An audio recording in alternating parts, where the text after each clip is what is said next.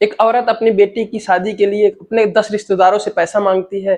सभी रिश्तेदार कहते हैं ठीक है, तुम शादी तय करो, पैसे मैं दे दूंगा, पैसे की चिंता मत करो। इसके बाद दोस्तों वह शादी तय कर देती है।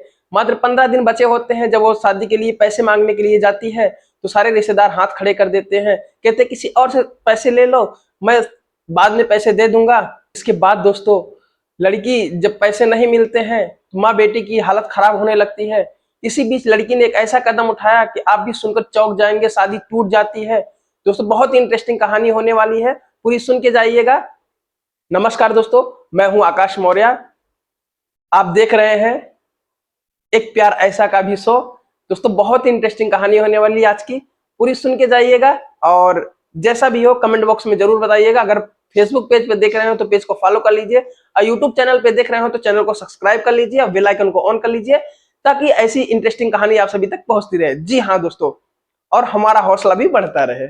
दोस्तों ये घटना है मध्य प्रदेश का, एक जिला पड़ता है बालाघाट। बालाघाट की घटना है दोस्तों। एक औरत होती है जिसका नाम कमला देवी होता है। कमला देवी की एक लड़की होती है जिसका नाम अर्पिता होता है।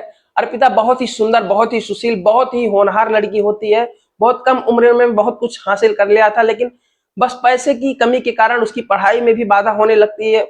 अर्पिता की उम्र मात्र 18 साल होती है। अर्पिता धीरे धीरे बड़ी होने लगती है और उसकी माँ को उसकी शादी की चिंता सताने लगती है। उसके पिताजी बचपन में ही एक्सपायर कर गए हैं। बहुत ही कठिनाइयों के साथ उसका जीवन बीता है। अब तक तो उसकी माँ ने कैसे भी करके मजदूरी धतूरी करके उसकी पढ़ाई को पूरा किया, इंटर हाई स्कूल ग्रेजुएशन करा दिया।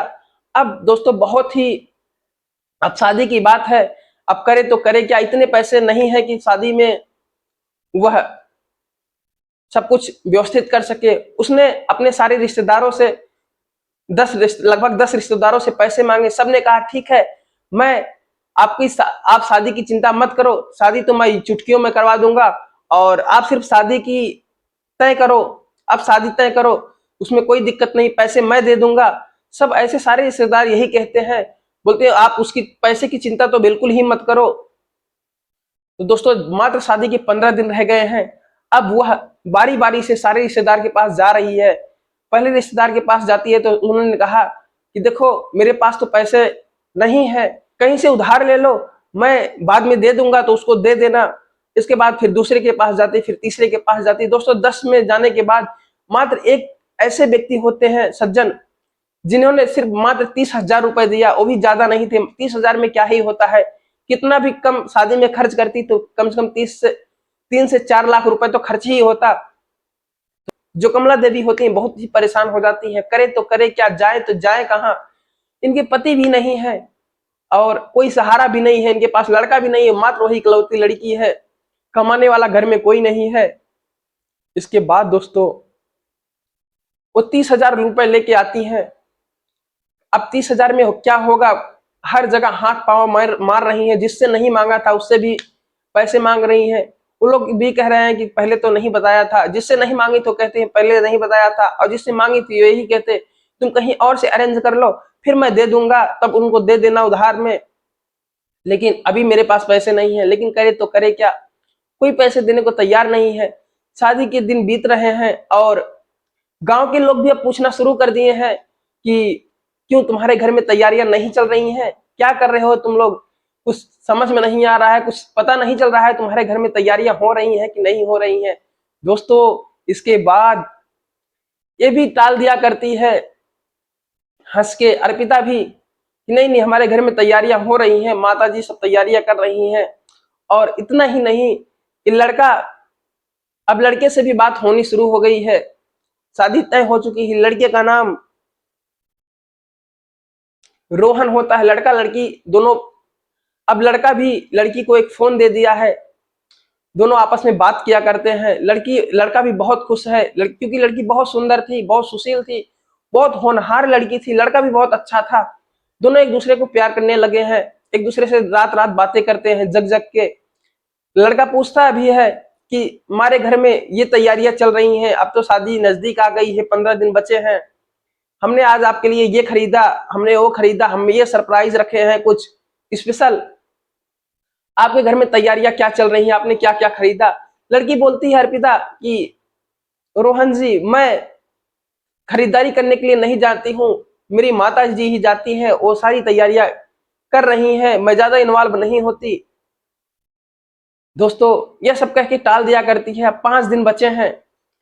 एक दिन रोहन फिर से पूछता है क्या हो रहा है। तो जो लड़की अर्पिता होती बड़ी मायूस सी होती है, वो कुछ जवाब में ठीक ठाक जवाब नहीं देती। तो लड़का कहता है अब तुम क्यों परेशान हो, क्या परेशानी है भाई, बताओ हमको भी। लड़की कहती है कुछ नहीं, ठीक है सब। बोल रही अब तुम क्यों मायूस हो, अब तो मात्र 5 दिन बचे हैं हम दोनों का मिलन होने में। और दोस्तों लड़का बहुत खुश था, लेकिन लड़की बेचारी के अंदर में अंदर घुट ही जा रही थी। क्या ही बताए कि हमारे साथ ऐसी प्रॉब्लम है। दोस्तों फिर लड़की कुछ कह नहीं पा रही, बोली ठीक है। बोले अब मात्र 5 दिन बचे, अब हमको कौन रोक सकता है जुदा होने से, हम लोग तो एक होने वाले हैं, दो जिस्म एक जान होने वाले हैं। लड़की बोली ठीक है, इतना खुश मत हो, अभी 5 दिन बचे हैं, 5 दिन में क्या हो जाएगा, कैसे हो जाएगा, कुछ पता नहीं होता। आज तो 1 मिनट का भरोसा नहीं है किसी का। रोहन कहता है कि तुम ऐसी बहकी बहकी बातें क्यों कर रही हो अर्पिता। अर्पिता कहती नहीं ठीक है, सब कुछ ठीक है, हम लोग एक होने वाले हैं, शादी हो जाएगी, लेकिन थोड़ा सब्र रखो, क्या होगा क्या नहीं होगा। लड़का कहता है ठीक है, कोई बात नहीं। इसके बाद दोस्तों सब कुछ ऐसे ही चलता रहता है। मात्र शादी के 4 दिन बचे हैं और रात गुजर गई। अब लड़की की माँ हाथ पांव मार रही, लेकिन कहीं कुछ नहीं होने वाला। किसी से कह भी नहीं पा रही ऐसे ऐसे हमारे साथ हुआ है, कितनी बदनामी। अब लड़की कह रही कि माता जी एक काम करो, मम्मी शादी को कैंसिल कर देते हैं। लड़की की माँ कहती है बेटा ऐसे कैसे होता है, मात्र 4 दिन शादी के बचे हैं, कितनी बेइज्जती होगी तुम्हारे पिताजी की भी और हमारी भी। मैं करूं तो करूं क्या, समझ में नहीं आ रहा है। ऐसे कैंसिल भी नहीं की जाती शादी। दोस्तों उसकी माँ कहती है कि मैं कहाँ मुंह दिखाने लायक रहूंगी अगर शादी भी कैंसिल करती हूं तो। इसके बाद दोस्तों लड़की को कुछ नहीं सूझा। लड़की की माँ जो होती है वो उनके पिताजी की तस्वीर पे जाती है, अपना सर पटकने लगती है और कहती है आप हमें छोड़ के कहाँ चले गए इस मझधार में। लड़की की माँ कहती है इस मझधार में आप हमें छोड़कर कहाँ चले गए, आज अगर आप होते ये दिन हमको देखना नहीं होता, कल 4 दिन बाद द्वार पे बारात खड़ी होगी, मैं कहाँ से किसके सामने मुंह दिखाऊंगी, तुम्हारी बेटी की इज्जत दांव पे लगी है। इतनी सारी बात जो अर्पिता होती है वो देखती रहती है, उसके समझ में कुछ नहीं आता, करे तो करे क्या। दोस्तों लगभग शाम हो जाती है, लड़की अपनी माँ को पानी वगैरह देती है पीने के लिए, बोलती माँ परेशान मत हो, कुछ ना कुछ रास्ता निकलेगा। लड़की की माँ कहती बेटा क्या रास्ता निकलेगा, हमको तो कुछ समझ में नहीं आता है। लड़की अपनी बेडरूम में चली जाती है सोने के लिए। दोस्तों इसी बीच लड़की का एक दोस्त होता है जो उसकी कुछ दिन पहले 3 से 4 महीने उसे साथ एक कंपनी में काम किया करता था। लड़के का नाम प्रदीप होता है। प्रदीप जो अर्पिता को बहुत चाहता था, बहुत ही प्यार करता था, लेकिन अर्पिता जो थी उसको दोस्त बना के रखी थी। लड़का भी दोस्त की तरह ही मानता था, उसको गलत नजरों से कभी नहीं देखा। एक दूसरे से लड़का प्यार जरूर करता था, लेकिन कभी उसको गलत वे में नहीं देखता था। दोस्तों लड़की फोन करती है प्रदीप को कहती है, अर्पिता कहती प्रदीप क्या मेरी हेल्प करोगे। प्रदीप कहता है देखो अर्पिता, तुम कुछ भी करना, चाहे जो हेल्प मांग लेना, लेकिन पैसे की बात मत करना, क्योंकि पैसे मेरे पास है नहीं। तुम भी जानती हो मैं 10 से 12 हजार रुपए कमाता हूँ, वो भी खर्च हो जाते हैं मेरी शान शौकत में, और मेरे पिताजी तो फूटी कौड़ी भी नहीं देते, माँ 100-200 रुपए महीने का दे देती है, मेरे पास कहाँ पैसे हैं। क्योंकि लड़के की भी उम्र बहुत ज्यादा नहीं थी, दोनों 18-20 साल के एज में थे, लगभग 20-21 साल की उम्र होती है। दोस्तों इसके बाद लड़की ये सब बातें सुनती है, उसकी आंखों में आंसू आ जाते हैं कि ये तो पहले से ही हाथ खड़े कर दिया, इससे क्या उम्मीद की जाए। हालांकि लड़की जो थी पैसे के लिए तो फोन ही नहीं किया था उससे, क्योंकि उसका दोस्त जरूर था, उसको भी पता था कि सारी सच्चाइयां क्या है, पहले से ही उसने बता रखा था। दोस्तों वो कहती है देखो मैं पैसे के लिए तो नहीं फोन किया, लेकिन एक मेरा काम कर दो। लड़का बोलता है पैसे के अलावा तुम चाहे जो जान मांगो तो मैं जान दे दूंगा तुम्हारे लिए, मैं तो तुमसे वैसे भी प्यार किया करता हूँ, हरदम उससे मजे लेता था, मतलब ऐसे ही एक दोस्त के तौर पे देखता था उसको, उससे हंसी मजाक करता रहता था। तो लड़की बोलती है एक काम करो, मेरी जहां शादी होने वाली है उनसे ये कह दो, उस लड़के से, अर्पित से कह दो कि मैं तुम्हारी गर्लफ्रेंड हूं, मैं तुम मुझसे शादी करना चाहते हो, सारी बात ऐसे बता दो। और प्रदीप कहता है अर्पिता तुम क्या कह रही हो, ये कौन सी बात होती है, अब तुम्हारे शादी के 4 दिन बचे हैं, तुम ऐसी बातें कर रही हो। तो दोस्तों अर्पिता कहती है कि नहीं प्रदीप, ऐसे ऐसे मेरे साथ प्रॉब्लम है, मेरे पास पैसे नहीं, मेरी की माँ की तबीयत दिनों दिन खराब होती जा रही है, कल मेरी माँ भी मुझे छोड़ के चली जाएंगी तो मैं तो अनाथ हो जाऊंगी। ऐसे सारी बातें बताती हैं, फिर भी वो मानता नहीं, बोलता अगर मैं फोन करके कह भी दूं तो आजकल के ऐसी घटनाएं आ रही हैं कि लड़का फोन करके कह देता है, बदनामी के चक्कर में, कराने के चक्कर में लोग मानते नहीं दोस्तों। लेकिन कहती है ठीक है, लेकिन एक बार कह के देखो, अगर नहीं मानेगा तो तुम बोल देना कि मैं तुम्हारे बच्चे की मां बनने वाली हूं। अगर इन सब चीजों से ना माने तो बोल देना, तो तब तो शायद मान जाएगा। दोस्तों ऐसे ही करता है वो, प्रदीप को लगभग ये कह के फोन काटती है, उसको कसम दिलाती है, वो देने के लिए, कहने के लिए तैयार नहीं होता। बोलते है, अर्पिता बोलती है तुम्हें मेरी दोस्ती की कसम, जितना दिन तुम्हारे साथ बिताए हो उसकी कसम। लड़का भी मायूस होता है, बोलता है ठीक है, लेकिन कोई प्रॉब्लम हो तो तुम संभाल लेना, कल को कोई प्रॉब्लम होगी तो मुझे झेलना पड़ेगा। लड़की कहती है कुछ नहीं होगा, तुम फोन करके ऐसे कह दो, लोग शादी के लिए मना कर देंगे, उसमें क्या हो सकता है, इसके बाद शादी टूट जाएगी। इसके बाद दोस्तों इतना सब होता है, लड़का जो होता है, प्रदीप फोन करता है अपनी दोस्ती बचाने के लिए, मात्र दोस्ती के लिए, अर्पिता से जो दोस्ती थी उसके लिए प्रदीप रोहन को फोन करता है, कहता है रोहन देखो, तुम जिस लड़की से शादी करना चाहते हैं मैं उससे बात करता हूँ, वो मेरी गर्लफ्रेंड है, मैं उससे बात करता हूँ, मैं उससे शादी करूंगा। रोहन कहता है देखो तुम्हारा दिमाग तो ठीक है, तुम कौन सी बातें कर रहे हो, कौन हो, मैं तुम्हें जानता भी नहीं, और मेरी शादी में 4 दिन बचे हैं, मैं उसे बहुत प्यार करता हूं। अगर तुम बात भी करते थे, तुम्हारी गर्लफ्रेंड थी, तो पास्ट होगा तुम्हारा, प्रेजेंट में तुम्हारा तो है कुछ नहीं, मैं शादी करूंगा तो उसी से करूंगा। फिर वो बोलता है कि देखो वो मेरे बच्चे की माँ बनने वाली है। बोलती है क्या बकवास, बोलता है क्या बकवास कर रहे हो, रोहन कहता है क्या बकवास कर रहे हो, तुम दिमाग ना खराब करो मेरा, और मुझे फिर भी जो भी है मैं शादी उसी से करूंगा, मैंने तुम्हारा कभी जिक्र ही नहीं किया उसने, अगर ऐसा कुछ होता तो मेरे से क्यों बात करती, मेरे से खुल के बात करती है, सारी बातें बताती है। आज मुझे 6 महीने हो गए हैं धीरे धीरे बात करते हुए। दोस्तों इसके बाद इतना सब कुछ करने के बाद भी नहीं मानता।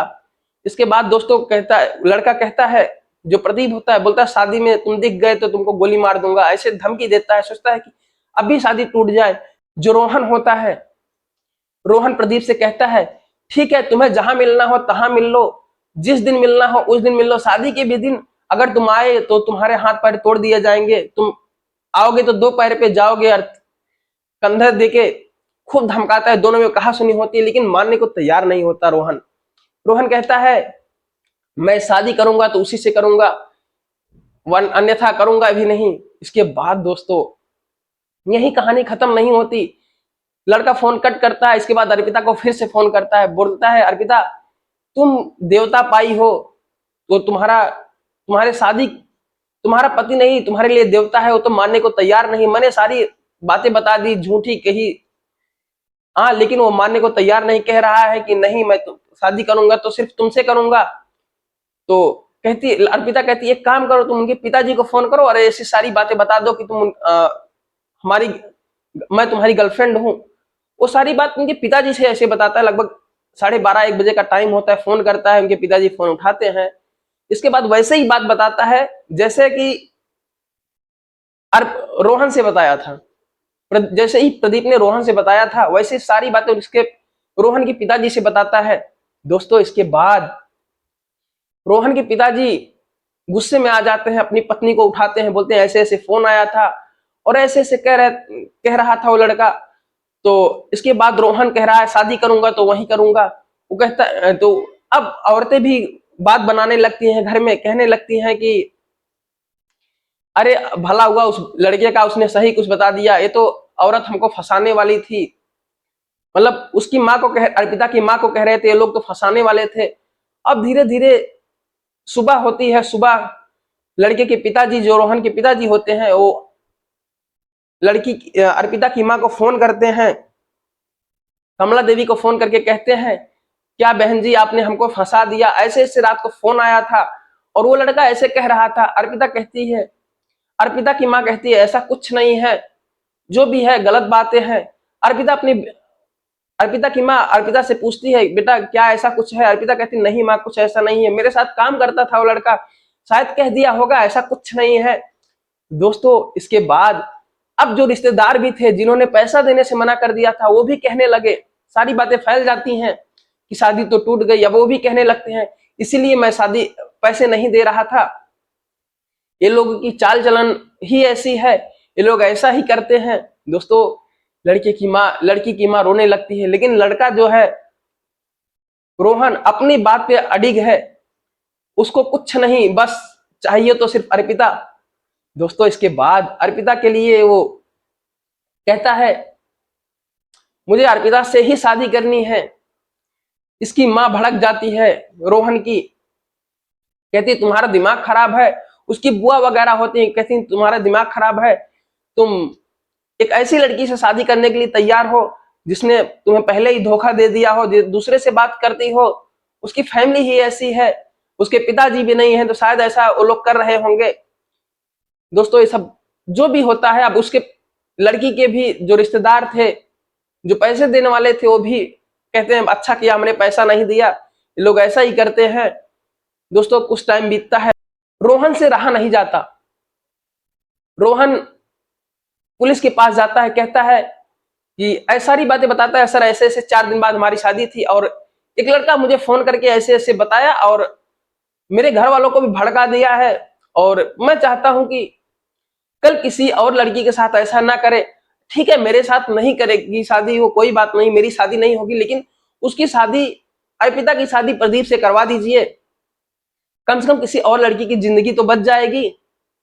और वो कंप्लेन करता है प्रॉपर। दोस्तों पुलिस खोजबीन में लग जाती है, पुलिस खोजबीन में लगती है। इसके बाद कॉल डिटेल के आधार पर प्रदीप को उठा लेती है। प्रदीप, अच्छा ये था कि प्रदीप को काफी मार पिटाई होती है, सारी बातें कड़ाई से पूछी जाती हैं, तो प्रदीप कहता है देखो मैंने कोई गलती नहीं की, मैं कोई गुनाह नहीं किया है, मैंने ये सब चीजें जो थी, जो मैंने किया ये अर्पिता के कहने पे किया। अर्पिता एक बहुत ही अच्छी लड़की है और उसका हस्बैंड भी बहुत अच्छा है, मैंने बस इसलिए किया कि ऐसी ऐसी प्रॉब्लम है, उसके घर में प्रॉब्लम चल रही है और ये सब चीजें, उसके पास पैसे नहीं है शादी करने के लिए, यह सब चीजें सिर्फ अर्पिता के कहने पे मैंने किया। और उसने पूरी कॉल डिटेल की रिकॉर्ड रखी थी, बस इतना ही अच्छा था कि उसने कॉल रिकॉर्ड रखी थी, नहीं तो दोस्तों उसके ऊपर भी इल्जाम लगता दोनों के चरित्र पे। दोस्तों वो तो वैसे भी सीता जैसी पवित्र थी और वो राम के जैसा एक दूसरे को चाहने वाले थे, आप कह सकते हैं राधा और कृष्ण की जोड़ी।